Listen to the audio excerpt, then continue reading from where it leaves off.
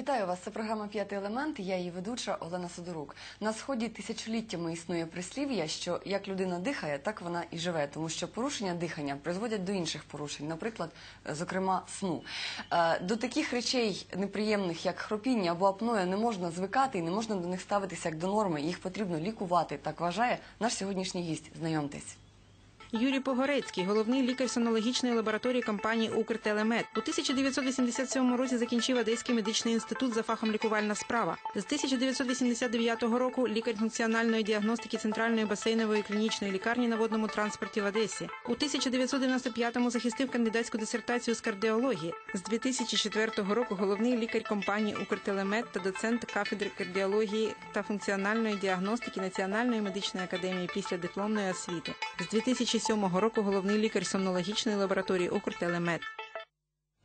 Вітаю вас, пане Юрію. Доброго дня. Дуже рада знайомству і рада тому, що ми дійсно можемо обговорити сьогодні актуальну тему, тому що таке явище неприємне, як хропіння, у мене таке враження, що кожен другий просто на нього страждає. І люди наскільки звикли до цього, це наскільки увійшло в наш побут, що вони ставляться до нього, з терпимістю, що поробиш, така неприємність. Ви ж стверджуєте, що це хвороба, яка потребує терапії. Ви можете пояснити, що таке хропіння, по суті, і наскільки воно небезпечне? Дійсно, проблема хропіння – це велика проблема. Треба признатися, всім признатися, що храп – це хвороба. Існує думка, спить, хропить мужчина, нормальний, здоровий мужчина – це нормальне явище, що він хропить. Ні.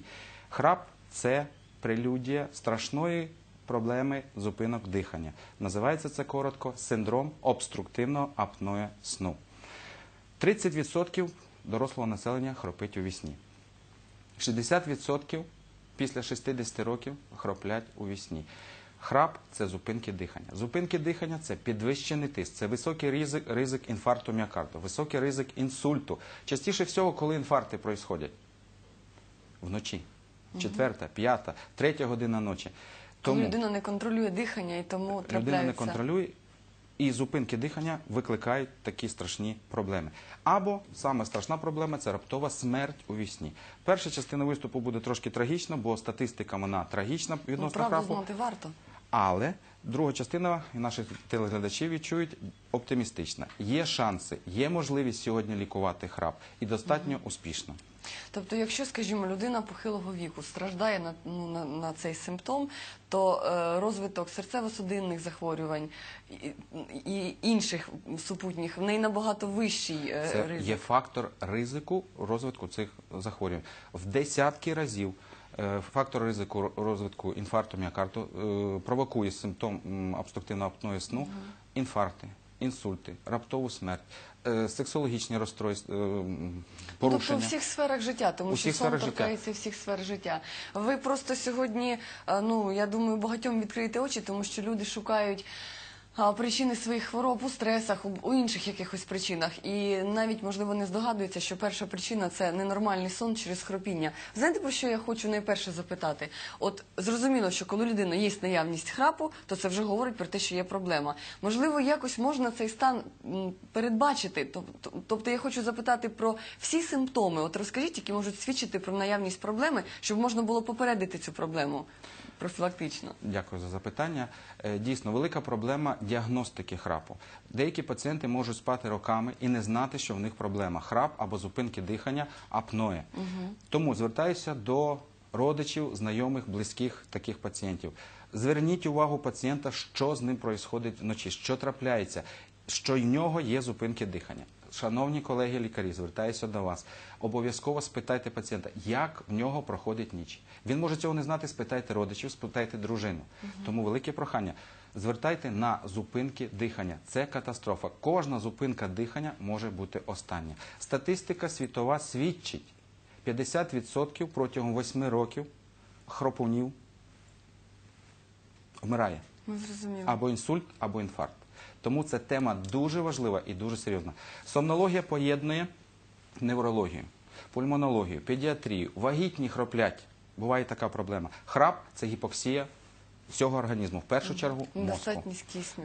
Це і пульмонологія, це і, між іншим, це велика соціальна проблема. Сім'ї розпадаються за храпу.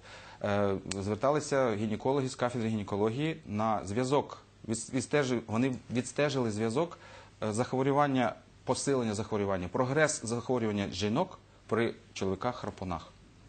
Жінки в менопаузі так само. Це настільки велика інтимна проблема, жінки бояться признатися в цьому. Тому звертаюся до всіх. Звертайтеся. Сьогодні в Україні це можна діагностувати цю проблему. Крім того, це ще ендокринна проблема, тому що нестача кисню в організмі призводить до заповільнення метаболізму, що призводить до зайвої ваги, що в свою чергу теж призводить до дуже багатьох інших захворювань. Дуже цікава тема, і ми вже відслідковуємо більше 200 пацієнтів, які протягом року спокійно втратили 25 кілограм фізіологічно, без дієт, без порушень. Просто почавши нормально дихати навесні. Так от, крім храпу і зупинки дихання, є ще якісь, можливо, передсимптоми, по яким можна зрозуміти, що скоро в людини буде проблема? Значна сонливість. Напевно, кожен такого людину зустрічав або в кіно, або в програмах. Синдром хронічної втоми. Синдром хронічної втоми, синдром менеджера. Вони засипають на засіданнях, засипають на 5 хвилинках, в трамваї. Це велика соціальна проблема, вони втрачають гроші, документи, такий один з симптомів. Потім ще таким важливим моментом – катастрофи. Автомобільні катастрофи, ДТП. 95% дальнобойщиків в Америці, з'ясувалося, при анонімному опитуванні призналися, є апнойщиками. 50% від них призналися, що вони ловлять протягом тижня 2-3 мікросни по 3-5 секунд. Уявляєте? Америка зазнала дуже великих втрат, наприклад, у 2004 році 140 тисяч жертв, зв'язаних з засипанням за кермом при синдромі обструктивного апної. 16 мільярдів доларів. Це велика соціальна проблема. І тим не менш, бачите, наскільки широка тема, а принаймні я вперше можу поговорити про це на професійному рівні в студії, так, щоб почули наші глядачі. Як до цієї проблеми ставляться в найбільш великих в Європі, в Америці, ті ж, що ви розповідали, в Росії? І, скажімо так, наскільки ця проблема розглянутою є в Україні? Дійсно, проблема в Україні піднімається майже вперше. Лікарі забули, як виглядає храп і апноє. Тому ми вимушені були ці 3 роки займатися лекцією, просвітньою діяльністю. На курсах викладаємо цю тему. Європа пішла трошки далі. Вже більше ніж 17 років працює більше 600 лабораторій, сомнологічних лабораторій в Німеччині. Більше 800 лабораторій в Америці. Вже всі знають в Європі, якщо храп, маєш лікуватися СІПАПами. Ще такий термін в нас з'являється, СІПАП. Це такий прилад для лікування храпу. І це нормально. Оперативна хірургія, лор-хірургія в даному випадку мало успішна. 7% успіху лор-отоларингологів є, якщо є гіпертрофіровані гланди, якщо є аденоїди. Але на рівні глотки, яка спадається, нема поки що ліків. Є апаратний метод лікування. І Москва має порядка 10 таких клінік. Президент Єльцин, вже можна про це сказати, страждав, ставши президентом, вже страждав на апної сну. В нього вже були зупинки. Уявляєте, як лікарі переживали, що президент не помер у вісні. І після того, зверніть увагу, скільки він років протягнув зі всіми своїми проблемами. Активно протягнув, активно спав, активно працював. А якщо, скажімо, проблема безсоння, вона поглиблюється ще тим, що крім оцих проблем хропіння і апної, є, наприклад, ще психологічний якийсь компонент. Ви можете допомогти в такому випадку також? Синдром менеджера ви згадували. Синдром менеджера. Для цього з любою проблемою по сну необхідно звернутися в лабораторію, де проводиться обстеження. Полісомнографія. Це золотий стандарт в Європі, в Америці, і тепер ця полісомнографічна лабораторія є в Україні. Більше 12 показників, енцефалограма, електрокардіограма, пульсоксиметрія, контроль кисню в крові, дихання грудної клітини. І все це супроводжується записом відео і аудіо. Тут можна виявити дуже багато проблем. І психіатрії, і неврології. І те, що зловживання алкоголем провокує і підсилює храп. І деякі пацієнти, наприклад, спитаєте, і пацієнти переживають, чи надовго цю маску треба буде одягати, яку ми зараз продемонструємо в нашому центрі. У кожного індивідуально. Наприклад, ми маємо досвід вже спостереження моніторингу пацієнтів вже більше 1,5 років. Пацієнт вийшов на режим 2 рази на тиждень. Він знає, в нього банкет, фуршет, в ці дні він буде хропіти. В ці дні він одягає спокійно маску, спокійно висипається, нема гіпертонії, нема аритмії, і інтоксикація виходить з повітря. Я зрозуміла про маску, а так само про метод лікування, який ви пропонуєте, трішечки згодом поговоримо, тому що я ще хочу запитати, все ж таки мене хвилює тема, от перспектива для населення України. В Росії центри діють, в Америці діють, в Європі діють. У вас єдиний центр в Україні? Поки що, Подібного типу? поки що офіційно приватний медичний центр, який має дві палати. Зараз ведемо переговори і планується відкриття в Одесі, в Харкові, в Дніпропетровську, тому що дві палати не обстежать все населення України. Звичайно. І є можливості скринінгу. Залучаємо, запрошуємо наших колег, партнерів. Приїжджайте до нас, навчайтеся цій методиці. Вона відкрита. Безкоштовно навчаємо лікарів, як працювати з цією проблемою, як вирішувати цю проблему. Повинен признатися, що це приватна клініка. Обстеження платне, дороге. Обладнання дороге, але воно сьогодні доступне. Зрозумійте, поки є храп, ніякої радості людина не отримує в житті. Ну, немає нормального сну, немає нормального сну, немає радості, життя. нема щастя. Скажіть, будь ласка, от крім того, що звертатися негайно, мені принаймні хочеться, щоб сьогодні максимально інформативною була наша розмова, тому що це теж лікбез свого роду, це теж навчання наших глядачів.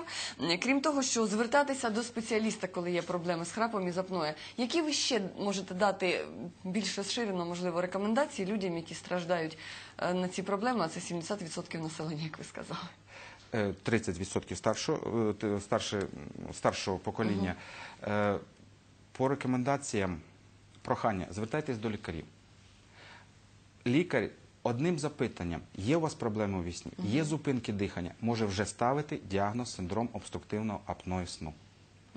Присилати в лабораторію, проводити скринінг і призначати СІПАП-терапію. Ефективність. Спитаєте ефективність. 200 пацієнтів. За ці 1,5 року, які пройшли в нас обстеження, 200, не один не відмовився від цієї маски. Похудали, постройнішали, активізувалися. Раді життя. Коли людина спить нормально, вона ж виглядає зовсім по-іншому. Це ж відразу видно на обличчі, коли людина нормально не спить. І от, власне, що мені хочеться запитати, коли людина до вас, от ви зараз повторюєте маска, маска, маска, так? Просто розумієте, дуже багато людей, які мають проблему з храпом, апноє, погано сплять, вони до цього ставляться, ну от не дав Бог, от інші міцно сплять, а мені, от в мене там така нервова система і так далі. І вони навіть не думають про це, що потрібно лікуватися. От розкажіть, будь ласка, про цю власне методику унікальну, яку ви застосовуєте. От людина до вас приходить і скаржиться на проблему. Що далі відбувається? Методика складається мінімум з обстеження